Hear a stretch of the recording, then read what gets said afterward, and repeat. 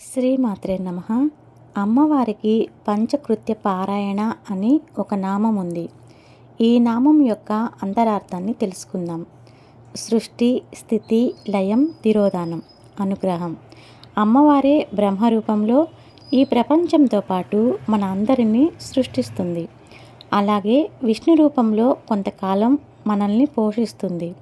ఆ తర్వాత అమ్మవారే రుద్రుడి రూపంలో అన్ని ప్రాణులను తనలోకి తీసుకుంటుంది.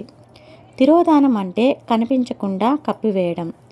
అమ్మవారికి అయ్యవారి స్వరూపాన్ని కనబడకుండా కప్పివేసే శక్తి ఉంది. అదే తిరోధాన శక్తి. ఈ శక్తి మన బుద్ధిని ఆవరిస్తుంది, అంటే కప్పివేస్తుంది.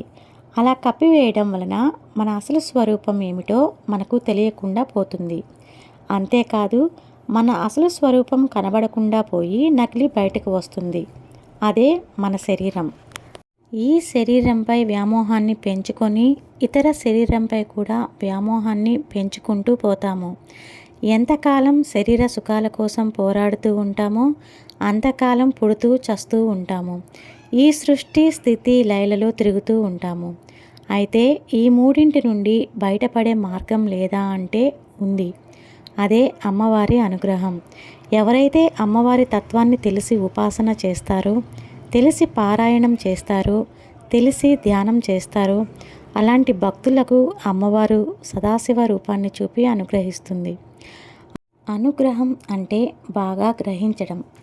మీ బుద్ధిని ఆవహించియున్న ఈ తిరోధాన శక్తిని వెనక్కి తీసుకొని తద్వారా మీ బుద్ధికి ఆ సదాశివ రూపాన్ని, అంటే మీ ఆత్మస్వరూపాన్ని బాగా గ్రహించే శక్తి ఇచ్చి మిమ్ములను అనుగ్రహిస్తుంది. కాబట్టి ఇంత అంతరార్థం ఉంది పంచకృత్య పారాయణ అనే అమ్మవారి నామంలో.